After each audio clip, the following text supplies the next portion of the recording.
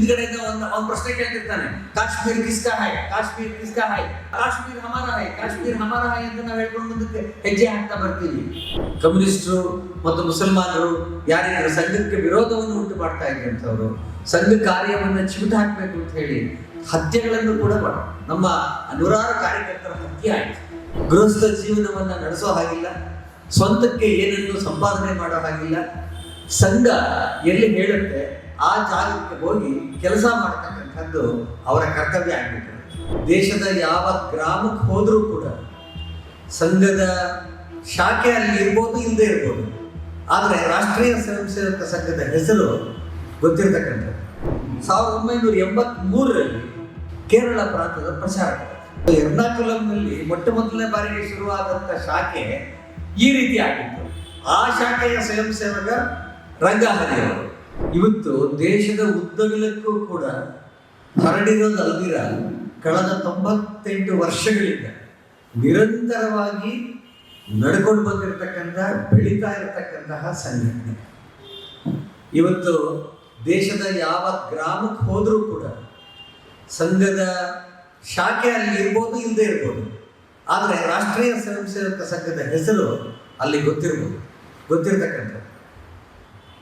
ನಮ್ಮ ದೇಶದ ಬದ್ರಿನಾಥ್ಗೆ ಹೋದರೆ ಬದ್ರಿನಾಥ್ನಿಂದ ಒಂದು 6-7 ಕಿಲೋಮೀಟರ್ ದೂರಕ್ಕೆ ನಮ್ಮ ದೇಶದ ಕಟ್ಟಕಡೆಯ ಗಡಿ ಗ್ರಾಮ ಬರುತ್ತೆ, ಮನ್ನಾ ಅಂತ ಹೆಸರು ಅದಕ್ಕೆ.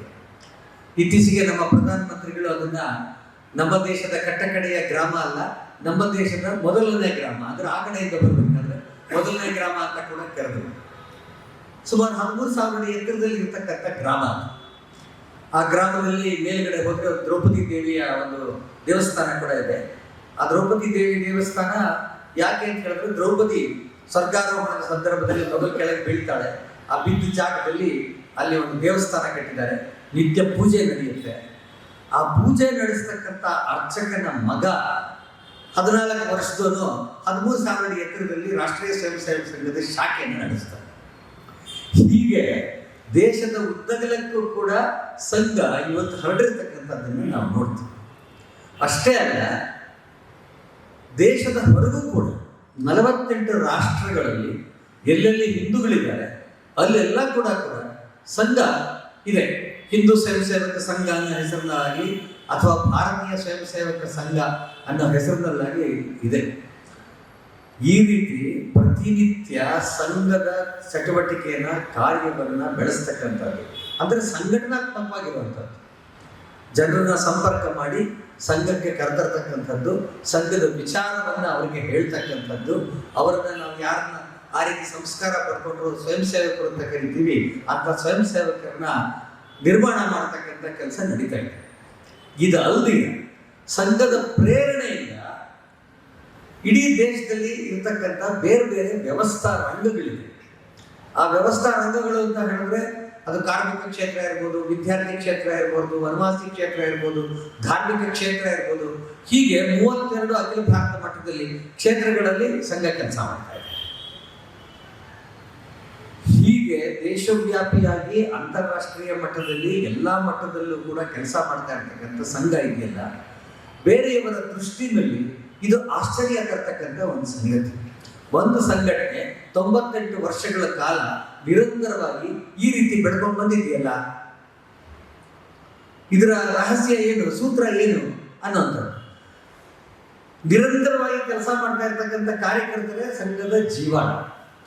ಆದರೆ ಆ ಕಾರ್ಯಕರ್ತರಿಗೆ ನಿರಂತರವಾಗಿ ಪ್ರೇರಣೆಯನ್ನು ಕೊಡ್ತಕ್ಕಂಥದ್ದು ಸಂಘದ ಒಂದು ವೈಶಿಷ್ಟ್ಯಪೂರ್ಣವಾದಂಥ ವ್ಯವಸ್ಥೆ, ಅದು ಪ್ರಚಾರಕ ವ್ಯವಸ್ಥೆ. ಸಂಘದಲ್ಲಿ ಯಾರನ್ನ ನಾವು ಪ್ರಚಾರಕರು ಅಂತ ಕರಿತೀವಿ, ಅವರು ಬಿಳಿ ಬಟ್ಟೆ ಉಟ್ಟಂತ ಸನ್ಯಾಸಿ, ಸ್ವಂತಕ್ಕೆ ಏನನ್ನೂ ಇಲ್ಲ, ಸಾಕಷ್ಟು ಅಧ್ಯಯನ ಮಾಡಿ ಡಬಲ್ ಡಿಗ್ರಿಗಳನ್ನ ಅಥವಾ PhDಗಳನ್ನ ತೆಗೆದುಕೊಂಡವರು ಕೂಡ ತಮ್ಮ ಇಡೀ ಜೀವನವನ್ನ ಸಮಾಜ ಕಾರ್ಯಕ್ಕಾಗಿ ಸಮರ್ಪಿಸಿಕೊಂಡಂಥವ್ರು. ಗೃಹಸ್ಥ ಜೀವನವನ್ನ ನಡೆಸೋ ಹಾಗಿಲ್ಲ, ಸ್ವಂತಕ್ಕೆ ಏನನ್ನು ಸಂಪಾದನೆ ಮಾಡೋ ಹಾಗಿಲ್ಲ. ಸಂಘ ಎಲ್ಲಿ ಹೇಳುತ್ತೆ ಆ ಜಾಗಕ್ಕೆ ಹೋಗಿ ಕೆಲಸ ಮಾಡ್ತಕ್ಕಂಥದ್ದು ಅವರ ಕರ್ತವ್ಯ ಆಗಬೇಕು. ಹೀಗೆ 60 ವರ್ಷ 70 ವರ್ಷ ನಿರಂತರವಾಗಿ ತಮ್ಮ ಜೀವನವನ್ನ ಸಮಾಜ ಕಾರ್ಯಕ್ಕೆ ಸಂಘದ ಮೂಲಕ ಸಮರ್ಪಿಸಿಕೊಂಡಂಥವರು ಪ್ರಚಾರ. ಇವತ್ತು ನಾನು ಮಾತಾಡುವಂಥದ್ದು ಅಂಥ ಒಬ್ಬ ಜ್ಯೇಷ್ಠ ಹಿರಿಯ ಪ್ರಚಾರಕ ರಂಗ ಹರಿ ಅವರ ಬಗ್ಗೆ ನಾನಿವತ್ತು ಮಾತನಾಡ್ತಾ ಇದ್ದೇನೆ. ಸಾಧಾರಣವಾಗಿ ಎಲ್ಲ ಪ್ರಚಾರಕರ ಜೀವನವೂ ಕೂಡ ನಾವು ಮೇಲ್ನೋಟಕ್ಕೆ ಒಂದೇ ರೀತಿ ಕಾಣುತ್ತೆ. ಸರಳ ಜೀವನವನ್ನು ನಡೆಸ್ತಕ್ಕಂಥದ್ದು, ಸಂಘ ಹೇಳಿರ್ತಕ್ಕಂಥ ಜಾಗದಲ್ಲಿ ಮಾಡೋಣ, ಕೆಲಸ ಮಾಡೋದಂಥದ್ದು, ಸಂಘದ ಶಾಖೆ, ಸ್ವಯಂ ಸೇವಕರು, ಸಂಪರ್ಕ, ಓಡಾಟ, ಅವ್ರಿಗೆಲ್ಲ ತೆಗೆದುಕೊಳ್ತಕ್ಕಂಥ ಬೈಠಕ್, ಮೀಟಿಂಗ್ಗಳು. ಇಷ್ಟು ಬಿಟ್ಟರೆ ಪ್ರತಿಯೊಬ್ಬ ಪ್ರಚಾರಕರಿಗೆ ಬೇರೆ ಏನು ಕೆಲಸ ಇದೆ? ಯಾವುದೇ ಪ್ರಚಾರಕರು ತೆಗೆದುಕೊಂಡ್ರೂ ಕೂಡ ಅವರ ಕೆಲಸ ಇದೆ ಅಂತ ಅನಿಸುತ್ತೆ ನಮಗೆ. ಇದು ಮೇಲ್ನೋಟ. ಆದರೆ ಆ ಪ್ರತಿಯೊಂದು ಕ್ಷೇತ್ರದಲ್ಲೂ ವಿಶಿಷ್ಟವಾಗಿರ್ತಕ್ಕಂಥ ಛಾಪನ್ನು ಮೂಡಿಸಿದ್ದೇ ಅಲ್ದಿರ ಅಲ್ಲಿ ನಿರಂತರವಾಗಿ ಸಮರ್ಪಣೆಯಿಂದ ಕೆಲಸ ಮಾಡ್ತಕ್ಕಂಥ ಕಾರ್ಯಕರ್ತರ ನಿರ್ಮಾಣ ಮಾಡೋಕ್ಕೆ ಪ್ರತಿಯೊಬ್ಬರದ್ದು ಕೂಡ ಅವ್ರದ್ದೇ ಆದಂಥ ಒಂದು ವಿಶಿಷ್ಟವಾದಂತಹ ಛಾಪ್ ಇರುತ್ತೆ. ರಂಗ ಹರಿಯವರದ್ದು ಅಂಥ ಒಂದು ಛಾಪು. ನಾನು ಯಾಕೆ ಅದನ್ನು ಹೇಳ್ತಾ ಇದ್ದೀನಿ ಅಂತ ಹೇಳಿದ್ರೆ, ರಂಗ ಹರಿಯವರು ತಮ್ಮ ಕಾರ್ಯವನ್ನು ಪ್ರಾರಂಭ ಮಾಡಿದ್ದು ಕೇರಳದಲ್ಲಿ 1950ರ ದಶಕದಲ್ಲಿ ಅವರ ಸಂಘದ ಕಾರ್ಯವನ್ನು ರಂಗ ಹರಿಯವರು ಅಲ್ಲಿ ಪ್ರಾರಂಭ ಮಾಡಿದಂಥದ್ದು. ನಮಗೆ ಗೊತ್ತಿದೆ, 50ರ ದಶಕದ ಹೊತ್ತಿಗೆನೆ ಕೇರಳದಲ್ಲಿ ಕಮ್ಯುನಿಸ್ಟಿನ ಪ್ರಾಬಲ್ಯ ಅತ್ಯಂತ ವ್ಯಾಪಕವಾಗಿತ್ತು. ಅದಕ್ಕೆ ಮುಂಚೆ ಒಂದು 20 ವರ್ಷಕ್ಕೆ ಮುಂಚೆನೇ ಪ್ರಾರಂಭ ಆಗಬೇಕಿತ್ತು ಅಲ್ಲಿ ಕೆಲಸ, ಕಮ್ಯುನಿಸ್ಟ್ ಕೆಲಸ. ಮತ್ತು ಪ್ರಬಲ ಶಕ್ತಿಯಾಗಿ ಕಾಂಗ್ರೆಸ್ ಕೂಡ ಅಲ್ಲಿತ್ತು. ಅಂದರೆ ಇಡೀ ವಾತಾವರಣ ಸಂಘದ ಕಾರ್ಯಕ್ಕೆ ಪ್ರತಿಕೂಲವಾಗಿ ಇದ್ದಂತಹ ಪರಿಸ್ಥಿತಿ. ಅಂತಹ ಒಂದು ಸಂದರ್ಭದಲ್ಲಿ, ಅಂತಹ ಒಂದು ಪ್ರದೇಶದಲ್ಲಿ ಹರಿಯಟ ರಂಗ ಹರೀಶಿಯವರು ಕೇರಳದಲ್ಲಿ ಅತ್ಯಂತ ಪ್ರೀತಿಯಿಂದ ಅವ್ರನ್ನ ಹರಿಯಟರ್ ಅಂತ ಕರೆಯೋರು, ಅಂದರೆ ಹರಿಯಣ್ಣ ಅಂತ ಮಲಯಾಳಂ ಭಾಷೆಯಲ್ಲಿ. ಅವರು ಅಲ್ಲಿ ಕೆಲಸ ಮಾಡಿದಂಥದ್ದು. ರಂಗಹರಿ ಅವರು ಜನ್ಮ ತಾಳಿದ್ದು ಮೇ ತಿಂಗಳ 1930ನೇ ಇಸ್ವಿ ಮೇ ತಿಂಗಳ 12ನೇ ತಾರೀಕು. ಅವರ ತಂದೆ ರಂಗಶೆಣೈ ಮತ್ತು ಅವರ ತಾಯಿ ಪದ್ಮಾವತಿ ದೇವಿ ಎರ್ನಾಕುಲಂ ಹತ್ರ ಇರ್ತಕ್ಕಂಥ ಒಂದು ಪುಟ್ಟ ಗ್ರಾಮದಲ್ಲಿ ಅವರು ಜನ್ಮ ತಾಳೋರು. ಅವರ ವಿದ್ಯಾಭ್ಯಾಸ ಎಲ್ಲ ಎರ್ನಾಕುಲಂನಲ್ಲಾಯಿತು. ಅವರ 14 ವಯಸ್ಸಿನ ಹುಡುಗ ಆಗಿದ್ದಾಗ ಎಲ್ಲ ಹುಡುಗರ ರೀತಿಯಲ್ಲೇ ಅವರು ಶಾಲೆಯ ಮೈದಾನದಲ್ಲಿ ಬೇರೆ ಬೇರೆ ಕಡೆ ಆಟ ಆಡ್ತಾ ಇದ್ರು. ಅವರು ಹಾಗೆ ಆಟ ಆಡ್ತಾ ಇದ್ದಂಥದ್ದು ಒಂದು ತೊಟ್ಟೆಕತ್ ದಿವಾನ್ ಮೆಮೋರಿಯಲ್ ಮೈದಾನ ಅಂತ ಒಂದಿತ್ತು, TDM ಮೈದಾನ. ಆ ಮೈದಾನದಲ್ಲಿ ಫುಟ್ಬಾಲ್ ಮತ್ತು ಬ್ಯಾಡ್ಮಿಂಟನ್ ಆಡ್ತಾ ಇದ್ರು. ಅಲ್ಲಿಗೆ ಪುರುಷೋತ್ತಮ ಚಿಂಚೋಳ್ಕರ್ ಅಂತಕ್ಕಂಥ ಒಬ್ಬ ಪ್ರಚಾರಕ ಬಂದರು. ನಮ್ಮೆಲ್ಲರಿಗೂ ಕೂಡ ಗೊತ್ತಿದೆ, ಆಗಲೇ ನಾನು ಹೇಳಿದ್ದೆಲ್ಲ ಪ್ರಚಾರಕರು. ನಾಗ್ಪುರದಿಂದ ನಮ್ಮ ದೇಶದ ಸಂಘ ಪ್ರಾರಂಭ ಆಗಿದ್ದು ನಾಗ್ಪುರದಲ್ಲಿ. ನಾಗಪುರದಿಂದ ನಮ್ಮ ದೇಶದ ಎಲ್ಲ ಪ್ರಾಂತಗಳಿಗೆ, ಪ್ರಮುಖ ಪಟ್ಟಣಗಳಿಗೆ ಪ್ರಚಾರಕರು ಬಂದಿದ್ದು ನಾಗ್ಪುರದಿಂದ. ಸೊ ಆ ರೀತಿ ಇಲ್ಲಿಗೆ ಬಂದಂಥವರು ಪುರುಷೋತ್ತಮ ಗೋವಿಂದ ಚಿಂಚೋಳ್ಕರ್ ಅಂತ. ಅವ್ರು ಬಂದರು, 50ರ ದಶಕ ಅದು. ಆ ಸಂದರ್ಭದಲ್ಲಿ ಬಂದಾಗ ಅವ್ರು ಈ ಬ್ಯಾಡ್ಮಿಂಟನ್ ಆಡ್ತಾ ಇದ್ರಲ್ಲ ಹುಡುಗರು, ಫುಟ್ಬಾಲ್ ಆಡ್ತಿದ್ರಲ್ಲ, ಆ ಹುಡುಗರ ಜೊತೆಯಲ್ಲಿ ಫುಟ್ಬಾಲ್ ಬ್ಯಾಡ್ಮಿಂಟನ್ ಆಡ್ತಾ ಇದ್ರು. ಅವ್ರು ಪ್ರಚಾರಕರು. ಆಟ ಆಡಕ್ಕೆ ಶುರು ಮಾಡಿದ್ದು ಬ್ಯಾಡ್ಮಿಂಟನ್ ಫುಟ್ಬಾಲ್ ಆಡ್ತಾ ಇದ್ದಂಥವರೆಲ್ಲರೂ ಕೂಡ ಅವರ ಅತ್ಯಂತ ನಿಕಟವರ್ತಿಗಳಾದ ನಂತರ ಯಾವ ಬ್ಯಾಡ್ಮಿಂಟನ್ ಟೀಮ್ ಇತ್ತೋ ಅದೇ ಸಂಘದ ಶಾಖೆ ಆಯಿತು. ಸೊ ಎರ್ನಾಕುಲಂನಲ್ಲಿ ಮೊಟ್ಟ ಮೊದಲನೇ ಬಾರಿಗೆ ಶುರುವಾದಂಥ ಶಾಖೆ ಈ ರೀತಿ ಆಗಿತ್ತು. ಆ ಶಾಖೆಯ ಸ್ವಯಂ ಸೇವಕ ರಂಗಹರಿಯವರು ತಮ್ಮ 14ನೇ ವಯಸ್ಸಿನಲ್ಲಿ ಸ್ವಯಂ ಸೇವಕರಾದಂಥ ರಂಗಹರಿಯವರು ತಮ್ಮ 94ನೇ ವಯಸ್ಸಿನ ತನಕ 80 ವರ್ಷಗಳ ಕಾಲ ಸಂಘದ ಸ್ವಯಂ ಸೇವಕರಾಗಿ, ಸಂಘದ ಕಾರ್ಯಕರ್ತರಾಗಿ, ಸಂಘದ ಒಬ್ಬ ಜ್ಯೇಷ್ಠ ಪ್ರಚಾರಕರಾಗಿ ತಮ್ಮ ಜೀವನವನ್ನು ತಾಯಿ ಭಾರತಿಗೆ ಸಮರ್ಪಣೆ ಮಾಡಿಬಿಟ್ರು. ರಂಗಹರಿಯವರು ಇಕನಾಮಿಕ್ಸ್ನಲ್ಲಿ BA ಪದವಿನ ಪಡೆದರು. ತಮ್ಮ ವಿದ್ಯಾರ್ಥಿ ದಶೆ ಒಳಗಡೆ ಸಂಘದ ವಿಚಾರ ಅವರ ಮನಸ್ಸಿನಲ್ಲಿ ಬಹಳ ಆಳವಾಗಿ ಹೊಕ್ಕಿತ್ತು. ಸಂಘದ ವಿಚಾರದ ಪರಿಣಾಮವಾಗಿ ಹಿಂದುತ್ವ, ನಮ್ಮ ಪ್ರಾಚೀನ ಪರಂಪರೆ, ನಮ್ಮ ಸಂಸ್ಕೃತಿ, ಇದಕ್ಕೆ ಸಂಬಂಧಪಟ್ಟಂತ ಗ್ರಂಥಗಳನ್ನು ಓದಕ್ಕೆ ಪ್ರಾರಂಭ ಮಾಡಿದ್ರು. ಜೀವನ ಪೂರ್ತಿ ರಂಗಹರಿಯವರು ಮಾಡಿದ ಈ ಕೆಲಸ, ಇದು ಒಂದು ಪ್ರಮುಖ ಕೆಲಸ ಅವರಂತೆ. ಇಷ್ಟೊಂದು ಗ್ರಂಥಗಳನ್ನು ಅವರು ಓದಿದ್ರು. ಅವರೇ ಸ್ವತಃ ಒಂದು ದೊಡ್ಡ ಒಂದು ಗ್ರಂಥಾಲಯ ಆಗುವಷ್ಟು ಅವರ ಮನಸ್ಸಿನಲ್ಲಿ ವಿಚಾರಗಳು, ಬುದ್ಧಿಲಿ ವಿಚಾರಗಳು ತುಂಬಿಕೊಂಡಿದ್ವು. 1951ರಲ್ಲಿ ತಮ್ಮ BA ಪದವಿನ ಪಡ್ಕೊಂಡ ನಂತರ ಅವ್ರಿಗೆ ಸಂಘದ ಪ್ರಚಾರಕರಾಗಿ ಹೋಗ್ಬೇಕು ಅಂತ ಅನಿಸ್ತು. ಸಂಘದ ಪ್ರಚಾರಕರಾಗಿ ಕಾಲೇಜು ವಿದ್ಯಾರ್ಥಿ ದಶೆಯಲ್ಲಿದ್ದಾಗ ಈ ಅಧ್ಯಯನದ ಜೊತೆ ಅಲ್ಲೇ ಹತ್ತಿರ ಇದ್ದಂತಹ ರಾಮಕೃಷ್ಣ ಆಶ್ರಮದ ಒಂದು ಆಶ್ರಮದ ಜೊತೆಗೂ ಅವ್ರ ಸಂಪರ್ಕ ಇತ್ತು. ಅಲ್ಲಿದ್ದಂಥ ಸ್ವಾಮೀಜಿಗಳ ಜೊತೆಗೂ ನಿಕಟ ಪರಿಚಯ. ಹಾಗಾಗಿ ಅವರು ವಿವೇಕಾನಂದರು ಹೇಳಿದಂತಹ ವಿಚಾರಗಳನ್ನು ಕೂಡ ಅತ್ಯಂತ ಆಳವಾಗಿ ಅಧ್ಯಯನ ಮಾಡಿದರು.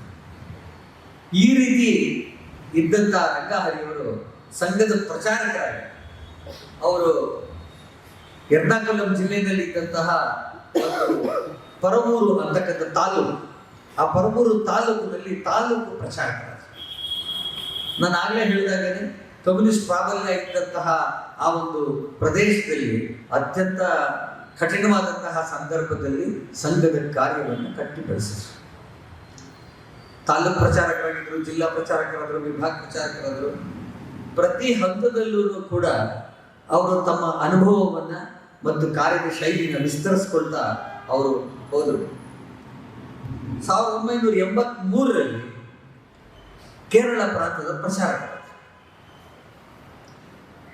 ಪ್ರಾಂತ ಪ್ರಚಾರಕ ಅಂತ ಹೇಳಿದ್ರೆ ಇಡೀ ಕೇರಳದಲ್ಲಿ ಸಂಘದ ಕಾರ್ಯ, ಯಾವುದೇ ಪ್ರಾಂತಕ್ಕೆ ಪ್ರಚಾರಕರಾದಂಥವರ ಕೆಲಸ ಇಡೀ ಸಂಘದ ವಿಚಾರವನ್ನ, ಸಂಘದ ಕಾರ್ಯವನ್ನ ಆ ಪ್ರಾಂತದಲ್ಲಿ ಬೆಳೆಸ್ತಕ್ಕಂಥದ್ದು. ಹಾಗಾಗಿ ಕೇರಳದ ಎಲ್ಲ ಮೂಲೆಗಳಲ್ಲೂ ಕೂಡ ಸಂಘದ ಶಾಖೆ ಆಗಬೇಕು, ಸಂಘದ ವಿಚಾರ ಹರಡಬೇಕು, ಕಾರ್ಯಕರ್ತರು ತಯಾರಾಗಬೇಕು. ಈ ವಿಷಯದಲ್ಲಿ ನಿರಂತರ ಪ್ರವಾಸ ಮಾಡ್ತಾ ರಂಗಹರಿಯವರು ಮಾಡಿದ್ರು. ನಾವು ಗಮನಿಸಬೇಕಾದ ವಿಶೇಷ ಅಂತ ಹೇಳಿದ್ರೆ, ಇಡೀ ಆ ಸಂದರ್ಭದಲ್ಲೇ ಇಡೀ ದೇಶದಲ್ಲಿ ಅತ್ಯಂತ ಹೆಚ್ಚಿನ ಶಾಖೆಗಳನ್ನು ಉಳ್ಳ ಪ್ರಾಂತ ಕೇರಳ. ಅಷ್ಟೇ ಅಲ್ಲ, ಅತ್ಯಂತ ದೊಡ್ಡ ಆಘಾತಗಳನ್ನು ಸಹಿಸಿಕೊಂಡಂತಹ ಪ್ರಾಂತ ಕೂಡ ಕೇರಳ. ನಮ್ಮ ನೂರಾರು ಕಾರ್ಯಕರ್ತರ ಹತ್ಯೆ ಆಯಿತು. ಕಮ್ಯುನಿಸ್ಟರು ಮತ್ತು ಮುಸಲ್ಮಾನರು ಯಾರಿದ್ರು ಸಂಘಕ್ಕೆ ವಿರೋಧವನ್ನು ಉಂಟು ಮಾಡ್ತಾ ಇದ್ದಂಥವ್ರು, ಸಂಘ ಕಾರ್ಯವನ್ನು ಚಿವುಟು ಹಾಕಬೇಕು ಅಂತ ಹೇಳಿ ಹತ್ಯೆಗಳನ್ನು ಕೂಡ ನಮ್ಮ ನೂರಾರು ಕಾರ್ಯಕರ್ತರ ಹತ್ಯೆ ಆಯಿತು. ಅಂತ ಸಂದರ್ಭದಲ್ಲಿ ಬೇರೆ ಸಂದರ್ಭಗಳಾಗಿ ಬೇರೆ ಸಂಘಟನೆಗಳಾಗಿದ್ರೆ ಆ ಸಂಘಟನೆ ಮುಗಿದು ಹೋಗ್ತಾ ಇತ್ತು. ಆದರೆ ಸಂಘದ ಸ್ವಯಂ ಸೇವಕರು ಯಾರಿದ್ರು, ಕಾರ್ಯಕರ್ತರು ಯಾರಿದ್ರು, ಅವರ ಜೀವನದಲ್ಲಿ ಬೇಕಾಗಿರ್ತಕ್ಕಂತಹ ಸ್ಥೈರ್ಯ, ಶಕ್ತಿನ ತುಂಬಿ ಕಾರ್ಯವನ್ನು ನಿರಂತರವಾಗಿ ಬೆಳೆಸ್ತಕ್ಕಂಥ ಒಬ್ಬ ಪ್ರಾಂತ ಪ್ರಚಾರಕರಾಗಿ ತಮ್ಮ ಕಾರ್ಯಕರ್ತರ ಹತ್ಯೆ ಆಗಿರೋದು ಮಾನಸಿಕ ನೋವು ಅವ್ರಿಗೆ ಇದ್ದೇ ಇರ್ತಾ ಇತ್ತು. ಅದರ ಜೊತೆಗೆ ಕಾರ್ಯವನ್ನು ಬೆಳೆಸಬೇಕಾದಂಥ ಕರ್ತವ್ಯವೂ ಇರ್ತಾ ಇತ್ತು. ಎರಡನ್ನೂ ತುಂಬಿಕೊಂಡು ಆ ಒಂದು ವಿಶಿಷ್ಟ ಕಾಲಘಟ್ಟದಲ್ಲಿ ಸಂಘ ಕಾರ್ಯವನ್ನು ಬೆಳೆಸಿದ್ರಲ್ಲ, ನಿಜಕ್ಕೂ ಕೂಡ ನಾವು ಅದನ್ನು ಗಮನಿಸಬೇಕಾಗಿರ್ತಕ್ಕಂಥ ಸಂಗತಿ. ರಂಗಹರಿಯವರನ್ನ ನೋಡಿದಾಗ ಯಾವತ್ತೂ ಆ ರೀತಿ ಅನಿಸಕ್ಕೆ ಸಾಧ್ಯವೇ ಇರಲಿಲ್ಲ. ರಂಗಹರಿಯವರು ಸ್ವಲ್ಪ ಕುಳ್ಳು ಇದ್ದಂಥವರು, ಎತ್ತರ ಹೆಚ್ಚಿರಲಿಲ್ಲ, ಗುಂಡು ಮುಖ, ಯಾವಾಗಲೂ ಕೂಡ ಕೇರಳದ ರೀತಿಯಿಂದಲೇ ಒಂದು ಗುಂಡನ್ನು ಉಟ್ಕೊಂಡು ಮೇಲ್ಗಡೆ ಒಂದು ತುಂಡು ಶರ್ಟ್ ಹಾಕೊಂಡು ಓಡಾಡ್ತಾ ಇದ್ದಾರೆ. ಕೇರಳದಲ್ಲೇ ಇದ್ದಂಥ ಒಬ್ಬ ಸಾಮಾನ್ಯ, ಯಾರಾದರೂ ಓಡಾಡ್ತಕ್ಕಂಥ ಸಾಮಾನ್ಯ ವ್ಯಕ್ತಿಯಾಗೇ ಕಾಣ್ತಾ ಇದ್ದಾರೆ. ಆದರೆ ಅಂಥ ವ್ಯಕ್ತಿಯ ಹೃದಯದಲ್ಲಿ, ಮನಸ್ಸಲ್ಲಿ ಇಷ್ಟು ಬಲವಾದಂತಹ ಶಕ್ತಿ ಇದೆ ಮತ್ತು ಸ್ವಾಂತನಗೊಳಿಸೋದು ಅಷ್ಟೇ ಅಲ್ಲ, ಅವ್ರನ್ನ ಕರ್ತಕ್ಕೆ ತೆಗೆದುಕೊಂಡು ಹೋಗ್ತಕ್ಕಂಥದ್ದು. ಈ ಕೆಲಸವನ್ನ ಮಾಡಿದ್ರು. ಹಾಗಾಗಿ ಸಂಘ ರಂಗಹರಿಯವರು ಯಾರು ಆ ಕಾಲದಲ್ಲಿ ಸಂಘದ ಕಾರ್ಯಕರ್ತರಾಗಿದ್ರು ಇಡೀ ದೇಶದಲ್ಲಿ, ಅವರೆಲ್ಲರಿಗೂ ಕೂಡ ಕೇವಲ ಕೇರಳದಲ್ಲಿ ಅಷ್ಟೇ ಅಲ್ಲ, ಇಡೀ ದೇಶದಲ್ಲಿ ರಂಗಹರಿಯವರು ಒಬ್ಬ ಸ್ಫೂರ್ತಿ ನೀಡ್ತಕ್ಕಂಥ, ಪ್ರೇರಣೆ ನೀಡ್ತಕ್ಕಂಥ ವ್ಯಕ್ತಿಯಾಗಿ ಅವರು ಆದರು. ನಾನು ಆ ನಂತರ ಅವರು 16 ವರ್ಷಗಳ ಕಾಲ 1983ರಿಂದ 94 ತನಕ ಪ್ರಾಂತ ಪ್ರಚಾರಕರು, 94ರಿಂದ ಅವರು 16 ವರ್ಷಗಳ ಕಾಲ ಸಂಘದ ಅಖಿಲ ಭಾರತ ಬೌದ್ಧಿಕ ಸಂಘದ ಬೌದ್ಧಿಕ ವಿಭಾಗದಲ್ಲಿ ನಾವು ಕಲಿಸ್ಕೊಡ್ತಕ್ಕಂಥ ಶ್ಲೋಕ ಇರ್ಬೋದು, ಅಮೃತ ವಚನ ಇರ್ಬೋದು, ಬೌದ್ಧಿಕ ವಿಚಾರಗಳಿರ್ಬೋದು, ಹೇಳಬೇಕಾದಂಥ ಕಥೆ ಇರ್ಬೋದು, ಅಂದರೆ ಬೌದ್ಧಿಕ ಸಂಸ್ಕಾರ ಏನು ಸಿಗಬೇಕು, ಒಬ್ಬ ಸ್ವಯಂ ಸೇವಕ ಯಾವ ರೀತಿಯಲ್ಲಿ ಸಂಘದ ವಿಚಾರವನ್ನು ಅರಗಿಸ್ಕೋಬೇಕು, ಬಾಲಕನಿಗೆ ಏನಿರಬೇಕು, ತರುಣನಿಗೆ ಏನಿರಬೇಕು, ಈ ಸಂಗತಿಗಳ ಬಗ್ಗೆ ಬಹಳಷ್ಟು ಅವರು ಅಧ್ಯಯನ ಮಾಡಿದಲ್ದಿರ ತಮ್ಮ ಮನಸ್ಸನ್ನ ಅದಕ್ಕೆ ಹಾಕಬೇಕು. ಈ ಅಪ್ಲೈಡ್ ಇಸ್ ಮೈಂಡ್ ಹೇಗಿರ್ಬೇಕಿದೆ.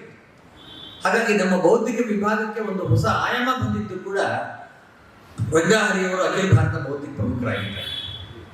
ಬೌದ್ಧಿಕ ಪ್ರಮುಖರಾಗಿ ಇಡೀ ದೇಶವನ್ನು ಸುತ್ತಿದ್ದ ಅಲ್ಲದಿಲ್ಲ, ಅವರು ಹೆಚ್ಚು ಕಡಿಮೆ ನಮ್ಮ ಹಿಂದೂ ಸ್ವಯಂ ಸೇವಕ ಸಂಘ ಇದ್ದಂತಹ ಅದು ಇಂಡೋನೇಷ್ಯಾ ಇರ್ಬೋದು, ಮಲೇಷ್ಯಾ, ನೇಪಾಳ, ಮ್ಯಾಮಾ, ಶ್ರೀಲಂಕಾ, ಈ ಎಲ್ಲ ಪ್ರದೇಶಗಳಲ್ಲಿ ವ್ಯಾಪಕ ಪ್ರವಾಸ ಮಾಡ್ತಾ ಅಲ್ಲೆಲ್ಲ ಕೂಡ ಹಿಂದೂ ಸ್ವಯಂ ಸೇವಕ ಸಂಘದ ಕಾರ್ಯಕರ್ತರಿಗೆ ಮಾರ್ಗದರ್ಶನವನ್ನು ಮಾಡ್ತಾರೆ. ಅಖಿಲ ಭಾರತ ಬೌದ್ಧಿಕ ಪ್ರಮುಖ ಜೊತೆಗೆ ಈ ಜವಾಬ್ದಾರಿ ಕೂಡ ಅವರಿಗೆ ಇತ್ತು. ನಾನು ಆಗಲೇ ಹೇಳಿದಾಗೆ ರಂಗಾಹರಿಯವರದ್ದು ಅಪಾರವಾಗಿರ್ತಕ್ಕಂಥ ಅಧ್ಯಯನ, ಎಲ್ಲ ರೀತಿಯ ಅಧ್ಯಯನವನ್ನು ಅವರು ಮಾಡಿದ್ರು. ರಂಗಾಹರಿಯವರ ಜೊತೆಲೆ ಮಾತನಾಡುವಂಥದ್ದೇ ಒಂದು ಖುಷಿ ಕೊಡ್ತಕ್ಕಂಥ ಸಂಗತಿ. ಅವರು ಭಗವದ್ಗೀತೆ ಬಗ್ಗೆ ಆಗಲಿ, ಉಪನಿಷತ್ ಬಗ್ಗೆ ಆಗಲಿ ಎಷ್ಟು ಸುಂದರವಾಗಿ ಮನಸ್ಸಿಗೆ ನಾಟೋ ಹಾಗೆ ನಮಗೆ ಹೇಳ್ತಾ ಇದ್ರು. ಹಾಗೇನೇನೆ ಯಾವುದೋ ಒಂದು ಹಾಸ್ಯದ ಪುಸ್ತಕ ಬಂದಿದ್ರೆ, ಯಾವುದೋ ಇಂಗ್ಲಿಷ್ನಲ್ಲಿ PG ವುಡ್ಹೌಸ್ಗೆ ಸಂಬಂಧಪಟ್ಟಂತದ್ದಿದ್ರೆ ಅದನ್ನು ಕೂಡ ಅಷ್ಟೇ ಚೆನ್ನಾಗಿ ಎಕ್ಸ್ಪ್ಲೇನ್ ಮಾಡ್ತಿದ್ರು. ಅಂದ್ರೆ ಅವರ ಓದಿನ ಹರಿವು ಅಷ್ಟು ವ್ಯಾಪಕವಾಗಿ ಇದ್ದಂಥದ್ದು. ಮತ್ತು ಕೆಲವು ಸತಿ ಆ ರೀತಿ ಪುಸ್ತಕಗಳಿಂದ ಕೂಡ ಅವರು ನಮ್ಮ ಕಾರ್ಯಕ್ಕೆ ಬೇಕಾದಂಥ ಸಂಗತಿಗಳನ್ನ ಹೆಕ್ಕಿ ನಮಗೆ ಹೇಳ್ತಾ ಇದ್ದಂಥದ್ದು, ಅವರ ಬೌದ್ಧಿಕದಲ್ಲಿ ಹೇಳ್ತಾ ಇದ್ದಂಥದ್ದನ್ನ ನಾವು ನೋಡ್ತೀವಿ. ಮತ್ತು ಅವರಿಗೆ ಅನೇಕ ಭಾಷೆಗಳಲ್ಲಿ, ಬಹುಭಾಷಾ ಪಂಡಿತರು, ಅನೇಕ ಭಾಷೆಗಳಲ್ಲಿ ಅವರಿಗೆ ಪ್ರಭುತ್ವ ಇತ್ತು. ಸಂಸ್ಕೃತ, ಹಿಂದಿ, ಅವ್ರದ್ದೇ ಮಾತೃಭಾಷೆ ಆಗಿದ್ದಂಥ ಮಲಯಾಳ, ಮರಾಠಿ, ಕೊಂಕಣಿ, ತಮಿಳು, ಈ ಎಲ್ಲ ಭಾಷೆಗಳಲ್ಲಿ ಅವರಿಗೆ ಮಾತನಾಡಕ್ಕಷ್ಟೇ ಅಲ್ಲ, ಮಾತನಾಡಬಲ್ಲ ಮತ್ತು ಕೃತಿಗಳನ್ನು ರಚನೆ ಮಾಡಬಲ್ಲಷ್ಟು ಪಾಂಡಿತ್ಯ ಇತ್ತು ಅವರಿಗೆ. ಅವರು ಮಲಯಾಳಂನಲ್ಲಿ 20 ಗ್ರಂಥಗಳನ್ನು, ಹಿಂದಿನಲ್ಲಿ 8 ಗ್ರಂಥಗಳನ್ನು, ಕೊಂಕಣಿನಲ್ಲಿ 1 ಗ್ರಂಥವನ್ನು ಬರೆದಿದ್ದಾರೆ. ಅಷ್ಟೇ ಅಲ್ಲ, ಅವರ ಅನೇಕ ಲೇಖನಗಳು ಇಂಗ್ಲಿಷ್ನಲ್ಲೂ ಬರ್ತಾ ಇದೆ. ಅತ್ಯಂತ ಸುಂದರವಾದಂತಹ ಮತ್ತು ಪ್ರಬುದ್ಧವಾದಂತಹ ಇಂಗ್ಲಿಷ್, ಅದರಲ್ಲಿ ಅವರ ಲೇಖನಗಳನ್ನು ಬರೀತಾ ಇದ್ದಾರೆ. ನಾನು ಆಗ್ಲೇ ಹೇಳಿದಾಗ ಅವ್ರನ್ನ ನೋಡಿದಾಗ ಏನಿಸ್ತಿಲ್ಲ, ಅತ್ಯಂತ ಸಾಮಾನ್ಯರಲ್ಲಿ ಸಾಮಾನ್ಯ ವ್ಯಕ್ತಿಯಾಗಿ ಕಾಣ್ತಾ ಇದ್ದಂಥವರು. ಆದರೆ ಇಂಥ ಪ್ರಕಾಂಡ ಪಾಂಡಿತ್ಯವನ್ನು ಅವರು ಸಂಪಾದಿಸಿಕೊಂಡಿದ್ದನ್ನ ನಾವು ನೋಡ್ತೀವಿ. ಅವ್ರದ್ದೆಲ್ಲ ಕೂಡ ಅವರ ಬೌದ್ಧಿಕ ಇರ್ಬೋದು ಅಥವಾ ಮಾತುಕತೆ ಇರ್ಬೋದು, ಅತ್ಯಂತ ಸರಳವಾಗಿ ನಮಗೆ ವಿಚಾರವನ್ನು ಮನದಟ್ಟು ಮಾಡಿಸ್ತಾ ಇದೆ. ಎಷ್ಟೇ ಗಹನವಾದಂಥ ವಿಚಾರ ಇದ್ದರೂ ಕೂಡ ಅತ್ಯಂತ ಸರಳವಾದಂಥ ರೀತಿಯಲ್ಲಿ ಹೇಳ್ತಾ ಇತ್ತು. ಹಿಂದೆ ಇದೇ ವೇದಿಕೆಯಲ್ಲಿ ಇಲ್ಲಿ ಕೇರಳದ ಸ್ವಯಂ ಸೇವಕರ ಒಂದು ಸ್ನೇಹ ಮಿಲನ ನಡೆದಿತ್ತು. ಅದಕ್ಕೆ ಎಲ್ಲ ಕಡೆಯಲ್ಲೂ ಕೂಡ ಅನೇಕ ಬೆಂಗಳೂರಿನಲ್ಲಿ ಇದ್ದಂಥ ಕೇರಳದ ಸ್ವಯಂ ಸೇವಕರ ಅಲ್ಲದೆ ಇರ್ತಕ್ಕಂಥವರು ಕೂಡ ಬಂದಿದ್ರು. ಒಂದು ಓಣಂ ಕಾರ್ಯಕ್ರಮ ಇದ್ದಂಗೆ ಆ ಕಾರ್ಯಕ್ರಮಕ್ಕೆ ಬಂದಿದ್ರು. ಅದರಲ್ಲಿ ಅವರಿಗೆಲ್ಲ ಕೂಡ ಇಡೀ ದೇಶದಲ್ಲಿ ಇರ್ತಕ್ಕಂಥದ್ದು ಭಾರತೀಯ ಸಂಸ್ಕೃತಿ ಒಂದೇ ಅನ್ನೋದನ್ನು ಹೇಳಬೇಕು ವಿಚಾರವನ್ನು. ಯಾಕೆಂತ ಹೇಳಿದ್ರೆ ನಮ್ಗೆಲ್ಲರಿಗೂ ಕೂಡ ಗೊತ್ತಿದೆ, ಪ್ರತಿಯೊಂದು ಪ್ರಾಂತದವರು ಕೂಡ ನಾವು ಬೇರೆ ಅಂತ ಅನ್ಕೋತಾರೆ. ದಕ್ಷಿಣ ಮತ್ತು ಉತ್ತರದ ಸಮಸ್ಯೆ ಇದೆ, ಜಾತಿಯ ಸಮಸ್ಯೆ ಇದೆ. ಈ ಎಲ್ಲದರ ಮಧ್ಯೆ ಸ್ವಯಂ ಸೇವಕರು ಅಲ್ಲದೆ ಇರ್ತಕ್ಕಂಥವ್ರಿಗೂ ಕೂಡ ಈ ಸಂಸ್ಕೃತಿ ಇದು ಎಲ್ರಿಗೂ ಸೇರಿತ್ತು, ನಾವೆಲ್ಲ ಒಂದೇ ಸಂಸ್ಕೃತಿಗೆ ಸೇರಿದಂಥವ್ರು ಅನ್ನೋದನ್ನು ಮನದಟ್ಟು ಮಾಡಬೇಕಲ್ಲ. ಅವರು ಕೊಡ್ತಾ ಇದ್ದಂಥ ಉದಾಹರಣೆಗಳು ಆ ರೀತಿಯ ಉದಾಹರಣೆ ಕೊಟ್ಟರು. ನೋಡಿ, ರಂಗಾಹರಿಯವರು ಕೊಟ್ಟಂತ ಒಂದು ಉದಾಹರಣೆ ಹೇಳಿದ್ರು. ಅವ್ರು ಏನ್ ಹೇಳಿದ್ರು ಅಂತಂದ್ರೆ, ನಮ್ಮ ದೇಶದಲ್ಲಿ ಕರ್ನಾಟಕದಲ್ಲಾಗಲಿ ಎಲ್ಲೇ ಹೋದರೂ ಕೂಡ ನಾವೇನಾದ್ರೂ ಒಂದು ಸಾಮಾನನ್ನು ಕೊಂಡ್ಕೊಂಡ್ರೆ, ಈಗ ಪದ್ಧತಿ ಇಲ್ಲ, ಸ್ವಲ್ಪ ಕಡಿಮೆ ಆಗಿದೆ, ಒಂದು ಸ್ವಲ್ಪ ಕೊಸರು ಕೊಡ್ತಾ ಇತ್ತು. ನಮ್ಮೆಲ್ಲರಿಗೂ ಕೂಡ ಗೊತ್ತು, ಕೊಸರು ಅಂದ್ರೆ ಗೊತ್ತು. ನಾವು ಏನೋ ಒಂದು ಎಣ್ಣೆ ತೆಗೆದುಕೊಂಡ್ರೆ ಮೇಲೆ ಮೆಣಸೂರು ಹಾಕ್ತಾ ಇದ್ರು. ಒಂದು ಸೊಪ್ಪು ಕೊಂಡ್ಕೊಂಡ್ರೆ, ಕೊತ್ತಂಬರಿ ಸೊಪ್ಪು ತಗೊಂಡ್ರೆ ಇನ್ನೊಂದು ಸಣ್ಣ ಕಟ್ಟು ಒಂದು ಕೊತ್ತಂಬರಿ ಸೊಪ್ಪು ಕೊಡ್ತಾ ಇದ್ರು. ಈ ಕೊಸರು ಅನ್ನೋದು ಇದೆಯಲ್ಲ, ಅದು ದಕ್ಷಿಣ ಭಾರತದ ಎಲ್ಲ ಭಾಷೆಗಳು ಕೊಸರೆ. ಅವರು ಹೇಳಿದ್ರು, ದಕ್ಷಿಣ ಭಾರತದ ಎಲ್ಲ ಭಾಷೆಗಳಲ್ಲಿ ಕೊಸರು. ಮರಾಠಿನಲ್ಲಿ ಅದಕ್ಕೆ ಏನ್ ಹೇಳ್ತಾರೆ, ಹಿಂದಿನಲ್ಲಿ ಏನ್ ಹೇಳ್ತಾರೆ, ಪಂಜಾಬ್ನಲ್ಲಿ ಏನ್ ಹೇಳ್ತಾರೆ, ಅಲ್ಲಿ ಅರುಣಾಚಲ ಪ್ರದೇಶ ಹತ್ರ ಅಲ್ಲೂ ಏನ್ ಹೇಳ್ತಾರೆ. ಅದಷ್ಟು ಅವರ ಶಬ್ದಗಳನ್ನ ಹೇಳೋದು, ನನಗೆ ಬರ್ತೋದಿಲ್ಲ, ಆದರೆ ಅವರು ಆ ಶಬ್ದಗಳನ್ನೆಲ್ಲ ಕೂಡ ಹೇಳೋದು. ಹೇಳಿ ನೋಡಿ, ಒಂದು ಅತ್ಯಂತ ಸಾಮಾನ್ಯ ಕೊಸರು ಜಗತ್ತಿನಲ್ಲಿ ಎಲ್ಲಾದ್ರೂ ಕೇಳಕ್ ಸಾಧ್ಯ ಇದೆಯಾ ನೀವು? ಜಗತ್ತಿನ ಬೇರೆ ಯಾವ ದೇಶದಲ್ಲಾದ್ರೂ ಕೂಡ ನೀವು ವ್ಯಾಪಾರ ಮಾಡಿದ್ಮೇಲೆ ಯಾವ್ದಾದ್ರು ವ್ಯಕ್ತಿ ಒಂಚೂರು ಕೊಸರು ಕೊಡ್ತಾನ? ಆದ್ರೆ ಈ ಕೊಸರಿನ ಕಲ್ಪನೆ, ಆ ಸಂಸ್ಕಾರ ಇರ್ತಕ್ಕಂಥದ್ದು ಇಲ್ಲಿ ಮಾತ್ರ. ಕೊಸರಿನ ಸಂಸ್ಕೃತಿ ಇರ್ತಕ್ಕಂಥದ್ದು ಭಾರತದಲ್ಲಿ. ನಮ್ಮೆಲ್ಲರಿಗೂ ಇದು ಒಂದೇ ಅಂತ ಅನ್ಸಲ್ವಾ? ಇದು ಅವ್ರು ಕೊಟ್ಟ ಉದಾಹರಣೆ. ಹಾಗೆ ಅವ್ರು ಕೊಟ್ಟಂತ ಉದಾಹರಣೆ ಇನ್ನೊಂದು, ಅವ್ರು ಹೇಳಿದ್ರು, ಕನ್ಯಾಕುಮಾರಿ ಒಳಗೆ ಒಬ್ಬ ಬಸ್ ಹೋಗ್ತಾ ಇದೆ. ಬಸ್ ಎದುರುಗಡೆ ಒಂದು ಬೆಕ್ಕಡ್ಡ ಬಂತು. ಬಸ್ ಡ್ರೈವರ್ ಏನ್ ಮಾಡ್ತಾನೆ? ಬ್ರೇಕ್ ಹಾಕಿ ನಿಲ್ಲಿಸ್ತಾನೆ. ಒಂದ್ ಸ್ವಲ್ಪ ಹೊತ್ತು ಕಾಯ್ತಾನೆ, ಯಾಕಂದ್ರೆ ಬೆಕ್ಕಡ್ಡ ಬರೋದು ಅವಶ್ಯಕ. ನೀವು ಲಡಾಖ್ ಹೋದ್ರು ಕೂಡ ಆ ಬೆಟ್ಟದ ತಿರುಗದಲ್ಲಿ ಹೋಗ್ತಕ್ಕಂಥ ಡ್ರೈವರ್ ಕೂಡ ನಿಲ್ಲಿಸ್ತಾರೆ. ರಂಗಾರಿಯವರು ಹೇಳಿದ್ರು, ಸೂಪರ್ ಸ್ಟಿಷನ್ಗಳು ಕೂಡ ಕಾಮನ್, ಕೊಸರು ಕೊಡೋದು ಕಾಮನ್. ಈ ತರ ಉದಾಹರಣೆಗಳನ್ನು ಕೊಟ್ಟರು. ಅವ್ರು ಯಾವುದೋ ದೊಡ್ಡ ದೊಡ್ಡ ಉದಾಹರಣೆ ಕೊಡ್ಲಿಲ್ಲ. ಉಪನಿಷತ್ತು, ರಾಮಾಯಣ, ಮಹಾಭಾರತದ ಉದಾಹರಣೆ ಕೊಡ್ಲಿಲ್ಲ. ಅವರು ಕೊಟ್ಟಂತ ಉದಾಹರಣೆ ಇಂಥ ಅತ್ಯಂತ ಸಾಮಾನ್ಯ ಸಂಗತಿಗಳು ಯಾವ್ದಿತ್ತೋ ಅದರ ಮುಖಾಂತರ ನಮಗೆ ತಿಳಿಸಿದ್ರು. ಅಂದ್ರೆ ಜನರ ಮನಸ್ಸಿಗೆ ಹೆಂಗೆ ಮನದಟ್ಟು ಮಾಡಬೇಕು ಅಂತಕ್ಕಂಥದ್ದು ಇದೆಯಲ್ಲ, ಅದು ಅವರಿಗೆ ಕರಗತವಾಗಿದ್ದಂಥ ಕಲೆ. ಅವರು, ನಾವು ಸಂಘದಲ್ಲಿ ಕೇಳ್ತೀವಿ, ನಾವು ಸಂಘದ ಶಾಖೆಯಲ್ಲಿ ನಡೀತಕ್ಕಂಥ ಶಾರೀರಿಕ ಕಾರ್ಯಕ್ರಮ, ಬೌದ್ಧಿಕ ಕಾರ್ಯಕ್ರಮ, ಇದೆಲ್ಲ ಕೂಡ ಸಂಸ್ಕಾರ ಕೊಡಕ್ಕೆ, ರಾಷ್ಟ್ರೀಯತೆಯನ್ನು ಬೆಳೆಸಕ್ಕೆ ಅಂತ ನಾವು ಹೇಳ್ತೀವಿ. ಅನೇಕರಿಗೆ ಅನ್ಸುತ್ತೆ, ಕಬಡ್ಡಿ ಆಡಿದ್ರೆ, ಇನ್ನೇನೋ ಆಟ ಆಡಿದ್ರೆ, ಮೈಕೈ ಎಲ್ಲ ಮಣ್ಣು ಮಾಡಿಕೊಂಡ್ರೆ ಏನ್ ರಾಷ್ಟ್ರೀಯತೆ ಬರುತ್ತೆ? ರಂಗಾರಿಯವರು ತಮ್ಮದೇ ಉದಾಹರಣೆ, ಅದಕ್ಕೂ ಅವ್ರದ್ದೊಂದು ಕತೆ. ರಂಗಾರಿಯವರು ಹೇಳಿದ್ರು, ನಾವು ಹೈಸ್ಕೂಲಲ್ಲೆಲ್ಲ ಓದ್ತಾ ಇದ್ದಾಗ ಒಂದು ಕ್ರಿಶ್ಚಿಯನ್ ಸ್ಕೂಲಲ್ಲಿ ಓದ್ತಾ ಇದ್ದೆ. ಅಲ್ಲಿ ಡ್ರಿಲ್ ಮಾಸ್ಟರ್ ನಮಗೆ ಆಟ ಆಡಿಸ್ತಾ ಇದ್ರು. ಏನ್ ಆಟ ಆಡಿಸ್ತಾ ಇದ್ರು? ಒಬ್ಬ ಓಡ್ತಾ ಇರ್ತಾನೆ, ಅವನು ಅಟ್ಟಿಸ್ಕೊಂಡು ಇನ್ನೊಬ್ಬ ಹೋಗ್ತಾ ಇರ್ತಾನೆ. ಮಧ್ಯ ಒಬ್ಬ ಹುಡುಗ ಓಡಿ ಕ್ರಾಸ್ ಅಂತ ಹೇಳಿದ್ರೆ, ಕ್ರಾಸ್ ಅಂತ ಯಾರು ಹೇಳಿದ್ರು ಅವನು ಅಟ್ಟಿಸ್ಕೊಂಡು ಹೋಗುವಂಥದ್ದು. ಅವ್ರು ಹೇಳಿದ್ರು, ನಮ್ಮ ಪ್ರಚಾರಕ್ಕೆ ಚಿಚ್ಚೋಡ್ಕರ್ ಬಂದವರು ಈ ಆಟ ನೋಡಿದ್ರು, ಅವ್ರು ನಮ್ಗೆ ಹೇಳ್ಕೊಟ್ರು. ಹಾಗೆ ಓಡ್ತಿರೋದ್ರ ಮಧ್ಯೆ ಕ್ರಾಸ್ ಹೇಳೋದ್ರ ಬದಲು ಮೈ ಶಿವಾಜಿ ಹೂ ಹೇಳುವಂತ. ನೋಡಿ, ನಾವು ಮೈ ಶಿವಾಜಿ ಹೂ ಆಟ ಆಡಿಸ್ತೀವಿ. ಸೊ ನಮಗನ್ನಿಸ್ತು, ಯಾರು ಈ ಶಿವಾಜಿ? ನಾನು ಯಾಕೆ ಮೈ ಶಿವಾಜಿ ಹೂ ಅಂತ ಹೇಳ್ಬೇಕು? ಆ ಮೈ ಶಿವಾಜಿ ಹೂ ಅಂತ ಯಾರು ಹೇಳ್ತಾರೆ ಅವನಿಗೆ ಶಿವಾಜಿ ಬಗ್ಗೆ ಗೊತ್ತಾಯ್ತು, ಶಿವಾಜಿ ಏನ್ ಮಾಡ್ದ ಅಂತ ಗೊತ್ತಾಯ್ತು.